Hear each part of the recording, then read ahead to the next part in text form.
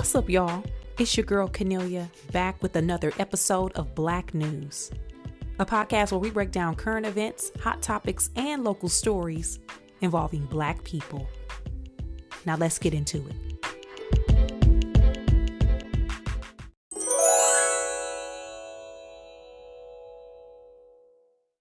Welcome back, everybody. Welcome back. Hello. Another episode of Black News Podcast.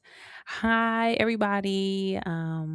It's a lot to talk about, right? It's a lot going on. But first, before I get into it, I have to acknowledge that the holiday just passed. It was July 4th, 4th of July. Child, I don't know about y'all and what it is in y'all and what's going on in y'all city around the 4th of July.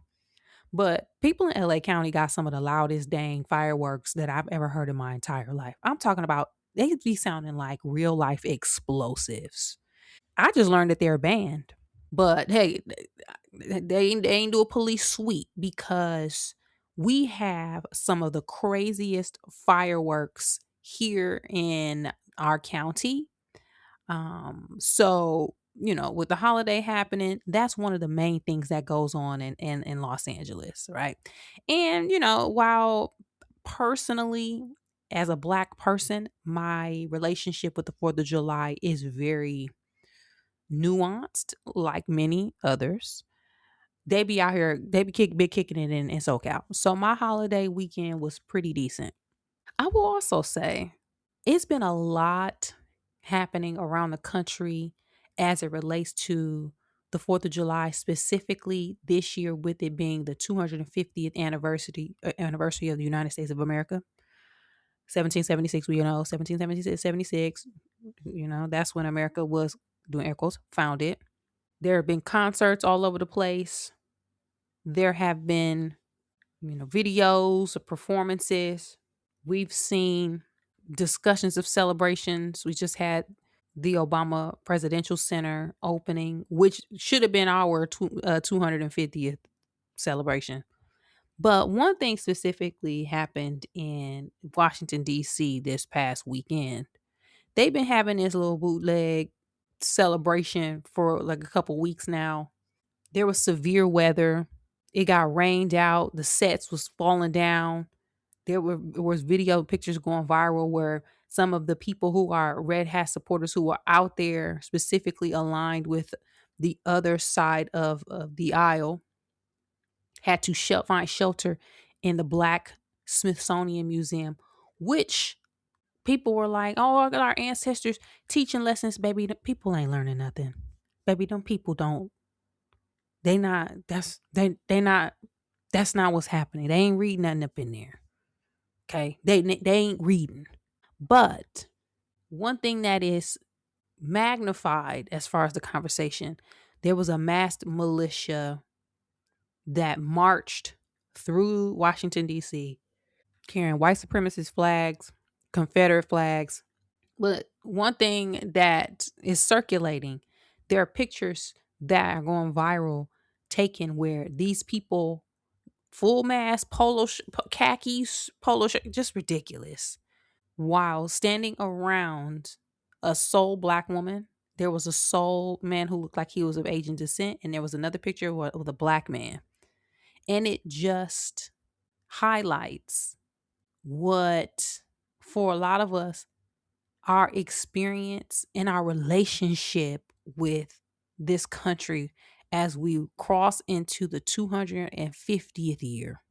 What a depiction. Like, right, when you think about Black people and who we are in this world, in this country, in 250 years, in 1776, Black people were still enslaved. Native Americans also were enslaved, being genocided up out of here. You had a founding and a celebration of being free from the British, all of this stuff, while we were still enslaved. Years go by, we are still being hunted, preyed upon, trafficked, abused, mistreated, disenfranchised, discriminated against, tortured, beaten, mutilated, you name it. Jim Crow, the war on drugs, chemical warfare, you burning down cities and towns, COINTELPRO. And we see this picture in 2026 of a sole black woman just looking like she just on a daily commute, being surrounded by a masked militia, to me shows, it paints a full story. It gives you a full picture of what this has been in this country, or the story of this country. And you know what's really sitting with me? I posted this on Threads. And I'm not gonna read it verbatim, but I'm just give y'all the gist. It's crazy how come Monday, right after that weekend, some people gonna be at work sitting right next to one of those, two of those, a few of those, some of those people who were out there carrying them flags and showing that they were aligned with a hate group. They gonna be on Teams meetings, yucking it up, just chit chat, email McGee like nothing ever happened. These are the people that write reviews, make decisions about your employment, your livelihood, your doctors, your lawyers, judges, police officers, politicians. These are the people hiding behind those masks. So I just, again, the all of the talk about 250 years and where we are right now politically, it's really sitting with me. Right? It's really sitting with me. So I wanted to make that just talk about that real quick before we get into these other topics, which it seems like everything has happened over this past week. It's a lot to talk about, y'all. And I'm not going to talk about all of these, maybe, but just some of those things. The most recent viral news, there is a young man named Nolan Wells who was found unalived off the coast of Mississippi on Horn Island. Some foul play allegedly happening with that. Essence Festival was this past weekend, and there was some wonderful performances. I didn't go, but I was watching on TikTok Live. Shout out to people who was bootlegging the content. Then there was some discourse with India.Arie versus the new scamming song. Y'all know what I'm talking about. There's some drama with Children of Blood and Bone. The book adaptation is set to be released in the near future, but the author says she don't want nothing to do with the movies. And we have a lot of conversations talking about birthright citizenship. So we can get into it, some of it or all of it, but I'm going to try to get as much in as I can. So with that, we're about to jump right in. So we'll start off on a light note, right? Essence Music Festival was this past weekend in New Orleans. Shout out to everybody that went. Y'all know, and this is probably the first year that I wasn't like, man, I got to get down to Essence. I gave up. I got too much coming up. Airline tickets are too expensive. And I got to save my money because I got some trips coming in 2027, starting at the beginning, going all the way through the end. So I wasn't even going to play them games this year with I want to go to Essence. I did, but hey, y'all just going to have to see. Y'all going to have to go without me. And surprisingly, and I won't say surprisingly, but every year people be like, oh, what's cool, what's cool. Especially the last couple of years. It's just been a lot of, I would say, viral drama. But people have been like, oh, this has been one of the best years in a long time. So, hey, here you go. It's on the sidelines. Now, with that in mind, y'all know it'd be 3 nights of concerts. This year, they had some great lineups. One night specifically, they had like a ladies' night where Cardi B headlined, which I saw some of that on TikTok Live. Cardi B did her thing. This was her first time at Essence Music Festival. Kalani was performing and a few other people. Then the next night, Brandy and Monica headlined. Y'all know they got off tour maybe a couple of months ago. So a lot of their show was basically the Boys Mind tour with some nuances, some changes, different outfits. But both of them came and showed up and showed out. I was watching it on TikTok live as well. It was again, it was just it's nice to and it's also real crazy when you think about it, because when we were little kids, and maybe y'all can relate to this, Essence Music Festival was very relevant to like the main demographic of the time. But a lot of times the headliners would be like the Jill Scotts and things. And so now to see like Brandy and Monica, they are the aunties. Like we the aunties, y'all. Our music is the auntie music. So it's like crazy and fascinating, and it's good to see that, especially those two artists can still headline the major music festival. Other people that night, I believe it was Babyface. He was one, and y'all know Babyface don't always give a good show. I got to get me down to see Babyface, y'all, because that's one person that I keep missing. And then the following night, there was an Aaliyah tribute produced by Missy Elliott. And performances were with Ryan Destiny, Normani, Seven Streeter, which I was happy to see Seven Streeter. I be missing certain people's music. And Seven Streeter is one of them because she got her first two albums that she had. Baby, I ran them things into the ground and still do. So it was great seeing her. And Maya was also a part of the tribute. So, it's always just great. Chloe was there and did a fantastic job. Fatima, the choreographer, creative director, had a hand in it. So I was just really pleased from some of the footage that I was able to see about how it all came together. Lots of panels and discussions. Michelle Obama was a featured guest. She did a talk focused on her book, The Look, moderated by Kiki Palmer. That was in the Superdome. Some people were saying that the venue was too big for that because people were in the crowd talking. Listen, and I'm not comparing the scale of this, but as someone who has done shows in different types of venues, some some venues promote chit chat. That's why it'd be hard for people to do performances at in like ballrooms with them big round tables, or standing only with a bar in the same room in the back or on the side, because certain elements promote community and camaraderie. That's why at comedy clubs, when you see chairs and tables packed next to each other, for some reason that actually like stops and hinders a lot of the side chatter, because you literally right next to somebody and the stage is right in front of you. When there's more spread out areas, for some reason people just be wanting to be all fucking chatty patty. So people were saying, having some complaints about the Michelle Obama talk. They were like, it should have been in a convention center. Either way, it is really lovely that Michelle Obama makes a point, because she's done this years before, to show up at Essence Festival and still be around predominantly Black women. It just shows that, Michelle from Chicago, she know what's up. Like Michelle, she gonna show up. So it was good.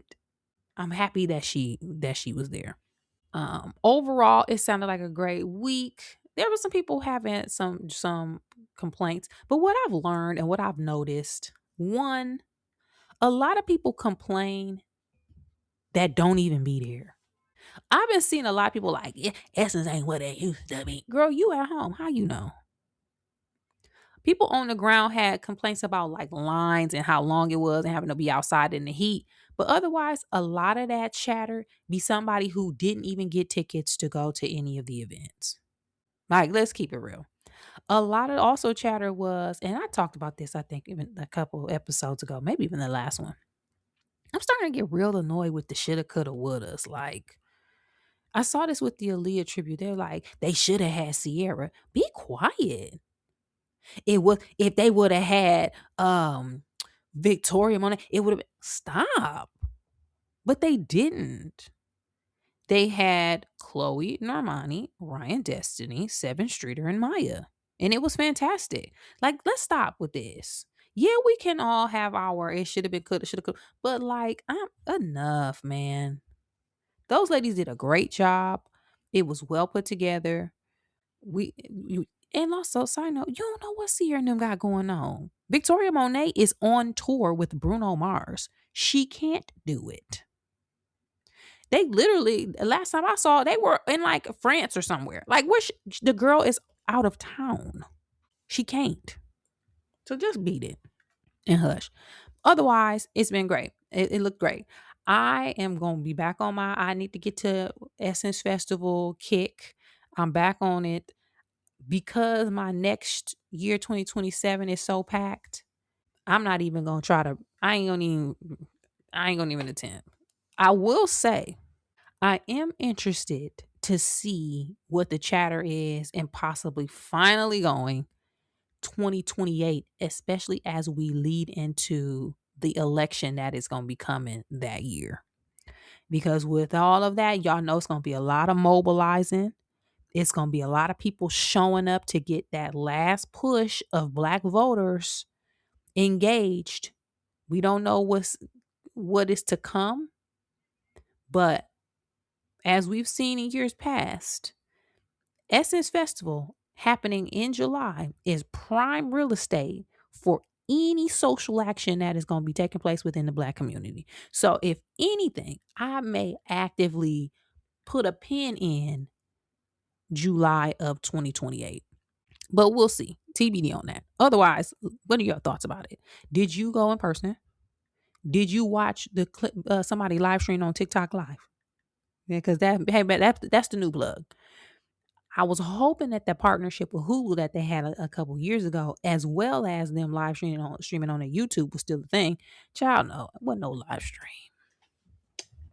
wasn't no stream. But I was able to catch some of it. But if you were there or if you weren't, let me know what you thought about it, the performances, and the overall weekend. You can find me at Canelia on social media. So I was going back and forth between talking about the conversation regarding or that was centering around India Irie and what's happening with the movie The Children of Blood and Bone, right? Now, both aren't major topics, but both have been getting significant traction on social media. High level, I mentioned India Irie responded to a post talking about the song Spin that was specifically centered around the artist. And she responded saying, I finally realized that not everybody wants to get free. And it was a very, very, very rude awakening because the mass acceptance of this song is a crystal clear sign of this much bigger truth.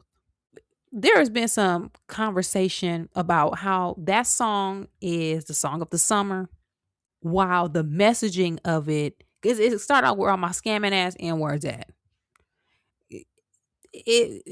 People have been talking about both sides of it, right? You have some people who are talking about how the power of music has the ability to impact and affect us in a negative and a positive way. If you see music as something that is able to unite, motivate, get people together, on other end, it can be used to harm and break us down. But then you have some people also pointing out that it is interesting how when women make songs with suggestive or wilder content or context, whatever the right word for it is hype, it is like magnified, but men get to sing and rap about whatever they want, drinking lean, doing drugs, selling crack, calling women bees and hoes, and doing all of this unscathed. You get to sing about bees and hoes the whole time. But if Cardi them want to talk about WAP, now it's a detriment to the community. So, there was her comments sparked a lot of discussion and discourse in both ways, which is what we need, right? I believe that Music does impact us in every way. It does. I have some strong opinions about the rise in the usage of bees and hoes as it relates to women, and the correlation that connects it to music. I also am a girl who, whenever I listen to trap music, I be feeling like I got 16 bricks in the trunk. Okay, put it on. I was dating one dude back in the day, y'all. And when we first started talking, just on some friend stuff, like he called me in the morning and I had on like some Beanie Siegel. I'm talking about it was probably like 8 a.m. I'm getting ready for work and I'm listening to that first Beanie Siegel album. And he was like, "Is that Beanie? What are you listening to?" I was like, "Oh, that's Beanie Siegel." He was like, "What? Who are you? Why are you listening to this at 8 a.m.?"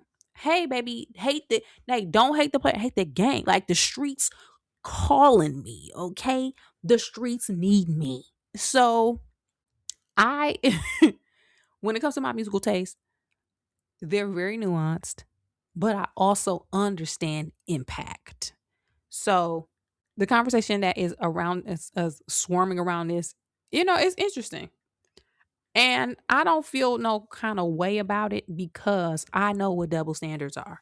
But I also know, hey, I know how music can be used. So there's that.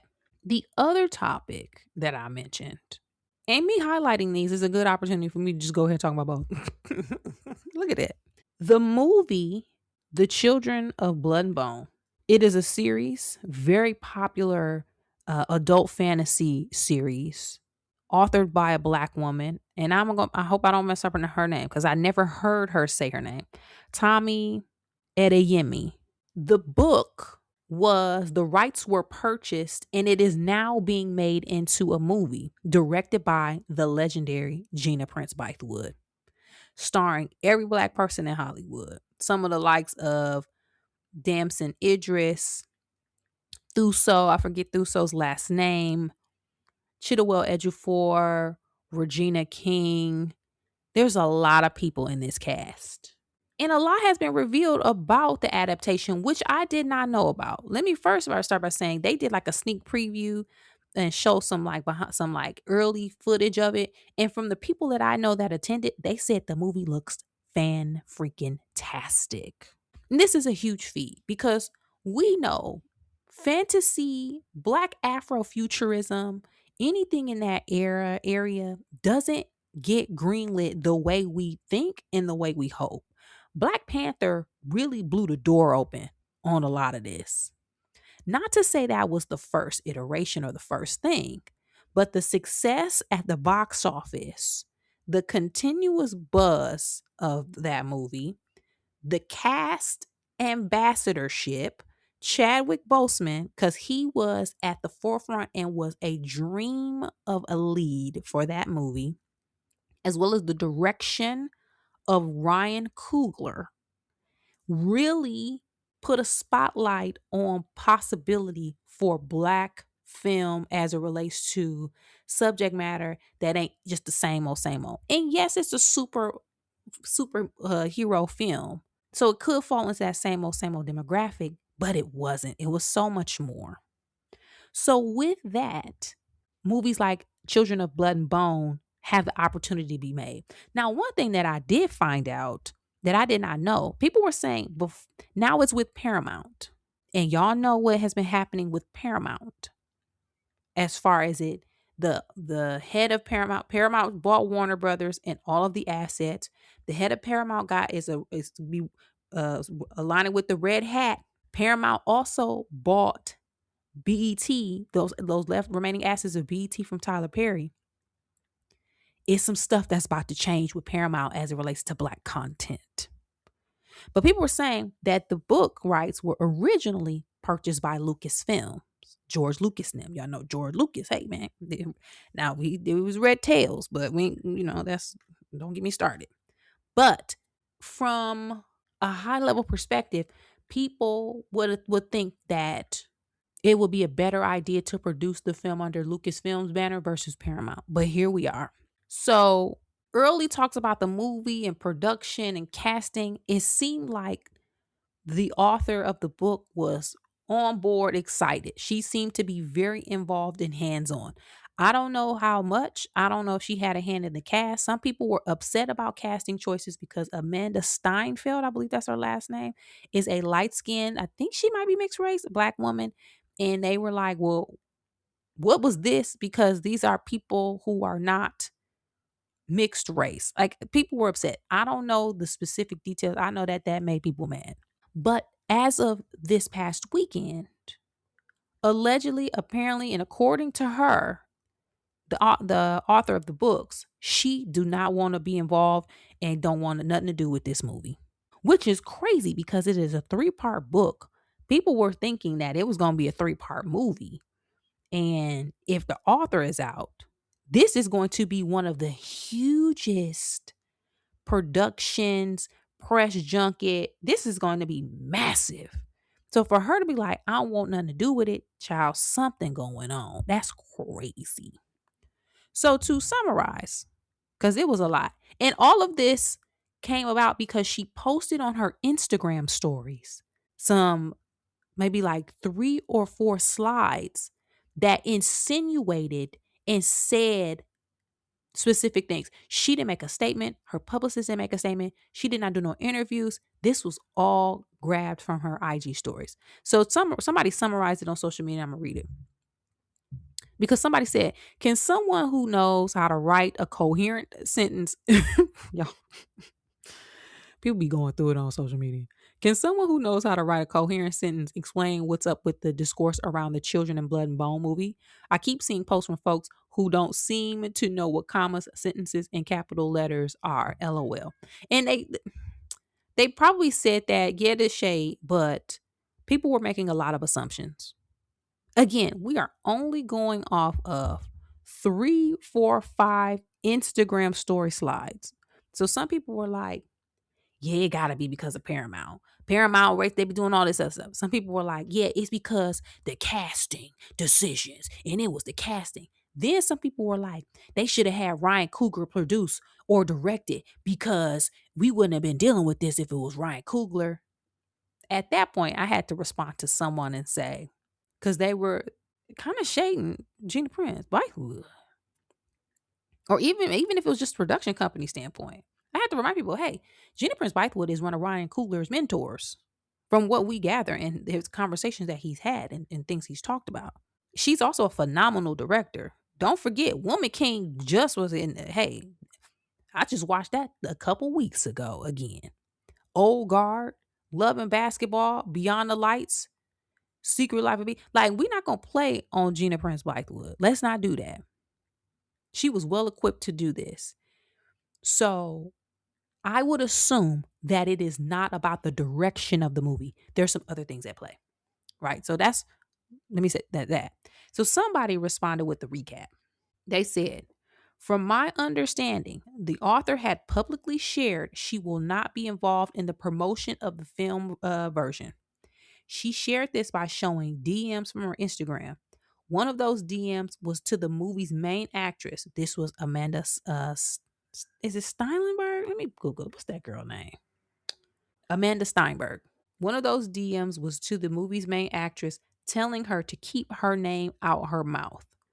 It caused lots of what the F's on here. That was one of the posts. It said, keep my name out your mouth. Child. Now let me pull up, see if I can find the tweets or the post. Okay, this is what I gather. She posted just a picture of herself with some music playing in the background with the caption, in quotes, why don't you post about the adaptation of your first film adaptation anymore? Then one of the other slides said, this was from the Amanda. She said to her, do not use my name in an interview or video again. Do not text me. Do not call me. Then, and lastly, since someone asked, I have not seen the film and will not watch it. It's been painful holding this back from you all. And I'm sorry if any of you thought I didn't care. I will always care about us more than any glitter. She sent that to someone else. So, based on those, and then one more, hold on, I found one more. She said, there is a reason I will not post anything about the adaptation of my work. That is all. From this point on, if you want to support me, you can purchase any edition of the trilogy at a local independent children's bookstore. Whoa. So within that, we don't know what happened. But I'm going to go back to this one particular one that says, it's been painful holding this back from you all. And I'm sorry if any of you thought I didn't care. I will always care about us more than any glitter. I'm reading higher ups. That's what I'm again, allegedly, I don't know. I don't know the situation. But when I hear I care about us more than any glitter, I'm taking that as it's something going on that we don't know about from a maybe a high level production standpoint. But also, it's crazy that she posted that screenshot to Amanda and said, "Don't text me, don't call me, keep my name out, don't ever use my name." That's crazy. That's crazy. Ooh, that's crazy. Overall, I want to, and y'all, I'm not saying this from a dramatic standpoint. We are in a time where, when it comes to Black art, we need to know if it's some funny business affecting what is being presented to us and where our likeness is being used. If it's some funny business going on, we want to know.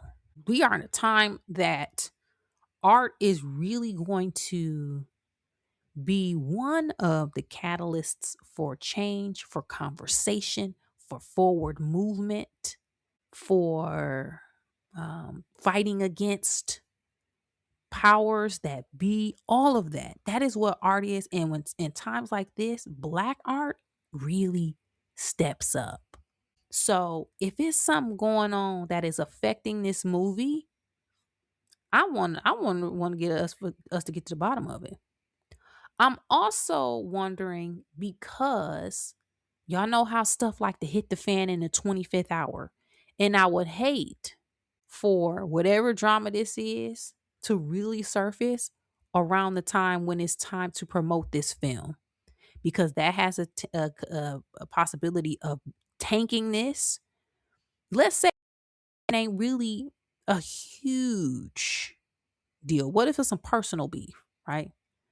Y'all know how they be lying and talking about if this movie don't do good at the box office, we ain't get no other movies. I would hate for that to be used with this as a justification why we don't get no more Afrofuturism in art anymore. Like I don't even want to risk that and play that. So whatever is going on, tell us now, so we ain't got to deal with that later. Cause I can already hear it now. If this movie doesn't do good at the box office, nothing else will be made. Shut up. Now let me see when the movie's coming out. Apparently, it's supposed to be released January 15th, 2027. So, oh yeah, we need to get this solved now, because when I see January 15th, 2027, I immediately wonder if they're going to try to do a limited release, maybe like a month or two earlier, in order to meet any deadlines for award season consideration, which usually happens around that same time. So child, we need to get this. We need to figure this out. Either way, it is a big deal when the author of the book is like, get off my phone. I'm not even watching the movie. That's crazy. Oof. So I hope for the best. I'll stand by for any updates because I was looking forward to seeing the film. And I'm probably still gonna see it unless it's something really bad. We'll see. Stand by though. What do y'all think about it though? Did y'all hear anything about this? And does this change your opinion about the book, the movie, or what's to come? Let me know. You can find me at Cornelia on social media. And lastly, I want to call a little more attention to a situation that I mentioned at the top of this podcast involving a young man named Nolan Wells, a young Black man around the age of 18 or 19. I don't have it pulled up right in front of me, who was declared unalived today when I'm recording this podcast Monday in Mississippi off the coast on an island of Horn Island. Allegedly, he was on a boating trip or hanging out with some of his friends, all group of boys, all white boys. He's the only black boy. They went to the island. Other boats, other people were there on the island, big kicking it. They all went together. When they came back to shore off of Horn Island, he was not with them. The friends had his cell phone though. They don't know where he went. He was then declared missing. The next day, they found him. The As of to right now, it looks like all of those kids scrubbed their social media, deactivated their accounts. Their parents deactivated and locked down their accounts. Doesn't sound like anyone's talking. But it does sound like people who were in the area, specifically also boating or visiting Horn Island, have started to upload video clips, pictures. The family is online requesting any help and assistance if people have footage and all of that so that we can get to the bottom of what actually happened in the truth. I saw one video that was I think was posted on Facebook where a woman had video that showed him with his friends, and then 3 hours later there was no him, but the friends were still there, big kicking it, hanging out. Again, all of this is allegedly because this is still early in the investigation or the situation, but overall, this is extremely tragic. This is really tragic. It's also tragic because we have the backdrop of, I talked about the situation where the woman was riding the train and she was standing there with all the masked men. We had the situation last month with Carmelo Anthony in Texas. We have been getting reports that there have been black people who have been hung, or I'm doing air quotes, committed the unaliving of themselves by hanging, that people have been sweeping under the rug. There is a conversation about safety. Don't forget Kendrick Johnson's family is still seeking for justice because years ago he, air quote, rolled himself up in a gym mat and no justice has been served for him and that family. So we have all of these things happening in a time like this, in a state like Mississippi that is notorious for burying things. We can just only hope that the actual story gets out and we figure out what happened to that young man. It's just extremely tragic. This is also opening up conversations about personal safety and how you talk to your kids and how you advise them and what they should and shouldn't do. Overall, I don't know if there is, because we got to be realistic.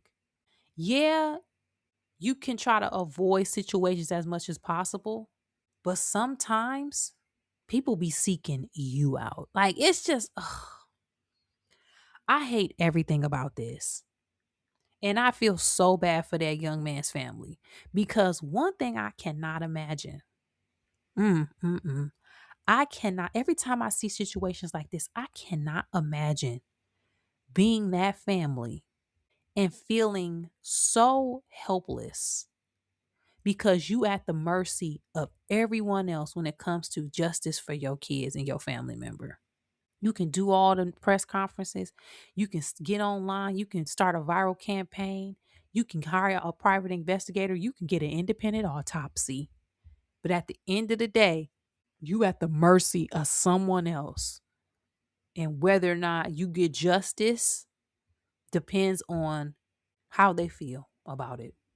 You got to hope that their biases don't get in the way. You got to hope that someone has compassion or heart to help you figure out what happened and get justice. I think about that every time I see something like this, that now these people are going to be fighting on behalf of their son, brother, cousin, best friend, associate, classmate for however long. And they just got to hope and pray that something shake and something happen. Y'all, that's awful. I hate everything about this. I hate it. But I will continue to keep my eye on this because I'm very interested to see how all of this plays out. I am very interested. I am so interested in this. This is one of those cases that, and I think when people, I wonder if people, when stuff happen, do they think, oh, nobody will know about this. This is going to fly under the radar. Or do they be like, oh, this shit going to go viral? Because this is literally t- taking over all of my timelines. So, and this going to be a situation where you got everybody saying, get everybody's cell phone data. Get everybody's the pings off of everybody, all them cell phone towers. Get all of their location. Get all of the footage. Get all of the satellite. Get all of the testimony. I need to see all the witnesses. I need to talk to everybody. I need to know whose family is in what position. Are they connected to the local government? I saw someone that said allegedly, somebody mama, one of the kids' mama's a judge. I need to pull her record. I need to know who she connected to. I need to know what her reach is with the police department. We need to know everything. And I feel like because this has went so viral, and we are in a hypersensitive time right now because everything seems like it's just caving in. It's gonna be a lot of stuff they ain't gonna be able to pull. They ain't gonna be able to pull that dumb shit with this one. We not playing that today. So I can't wait. And I'm not saying that like in a nonchalant or joking way.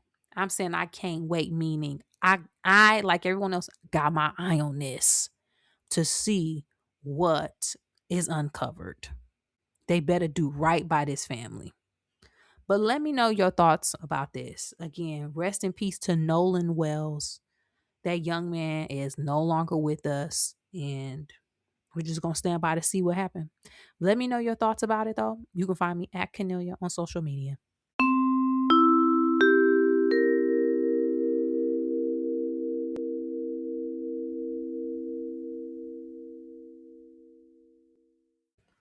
On this week's episode of Black News, we talked about Essence Festival and all of the performances that took place over this past weekend.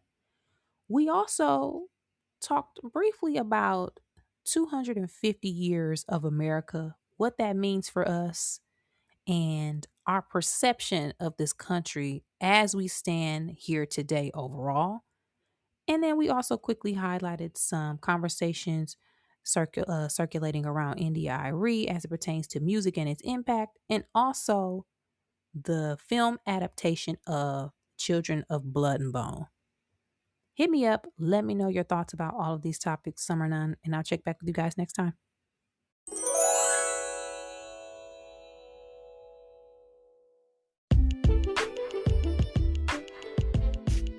That's it for this week's episode of Black News, y'all. Thanks again for supporting the podcast by sharing, liking, subscribing, and rating 5 stars on your favorite podcast app. To find more information about me, you can check me out at Cornelia on social media, as well as on my website, which is cornelia.com. And as always, thanks for supporting, and I'll be back next week with new topics and a new episode.